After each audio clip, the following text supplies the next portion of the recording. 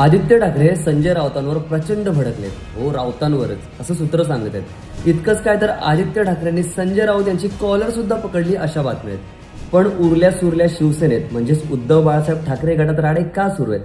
तर त्याचं झालं असं की आधीच मवियामध्ये राज्यसभेच्या एकाच जागेवरून हाणामाऱ्या सुरू होत्या. त्यातच राज्यसभेची एकच जागा शरद पवारांना देण्यात आली. त्यासाठी संजय राऊत यांचा होकार होता. त्यांनी पवारांना पाठिंबा दिला. आता ही गोष्ट आदित्य ठाकरेंना पचनी पडली नव्हती, कारण ते प्रियंका चतुर्वेदी यांना राज्यसभेवर पाठवण्यासाठी आग्रही होते. त्यातच आता उबाटा गटाच्या खासदारांची एक बैठक पार पडली आणि याच बैठकीत याच विषयावरून आदित्य ठाकरे भडकल्याची माहिती आहे.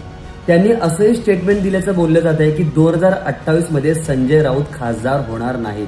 त्यामुळे आधीच 2 भाग झालेल्या शिवसेनेत पुन्हा एकदा 2 गट पडल्याच्या चर्चा सुरू आहेत. ते सोडा, दिल्लीमध्ये संजय राऊत यांच्या निवासस्थानी एक बैठक झाली होती. या बैठकीत काही खासदारांनी आदित्य ठाकरे यांच्या कार्यपद्धतीवर नाराजी व्यक्त केल्याची कुजबूज होती.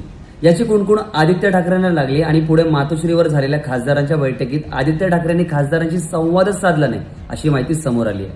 तुम्हाला काय वाटतं? उद्धव बाळासाहेब ठाकरे सेनेचं पुढचं भविष्य काय असेल? आम्हाला कमेंट्समध्ये नक्की कळवा.